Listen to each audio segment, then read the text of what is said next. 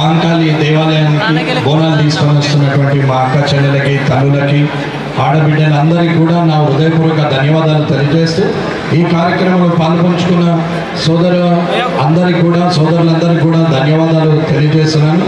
ఈ కార్యక్రమానికి ఆహ్వానించినటువంటి మహంకాళి దేవాలయం చైర్మన్ రాజేందర్ యాదవ్ గారు, అట్లాగే కమిటీ సభ్యులు, ఇక్కడ ఉన్నటువంటి బీజేపీ నాయకులు, అశేష అమ్మవారి భక్తులు అందరికీ కూడా నా హృదయపూర్వక ధన్యవాదాలు తెలియజేస్తూ ఆ అమ్మవారి చల్లని ఆశీస్సులు, చల్లని చూపులు అన్ని కుటుంబాలపై ఉంది. అందరూ కూడా ఆయురారోగ్యాలతోని, ఆనంద సౌభాగ్యాలతోని చల్లగా విరజిల్లాలని, అందరూ కూడా ఆనందంగా ఉండాలని, కుటుంబ సమేతంగా చిరునవ్వులు చిందిస్తూ ఎల్లవేళలా అమ్మవారి ధ్యాసలో, అమ్మవారి ఆశీర్వాదంతో కుటుంబాలని చల్లగా ఉండాలని కోరుకుంటూ ఈ అవకాశం ఇచ్చినటువంటి ఆలయ కమిటీ సభ్యులకు, చైర్మన్ రాజేందర్ అన్నకి అందరికీ కూడా హృదయపూర్వక ధన్యవాదాలు తెలియజేసుకుంటాం.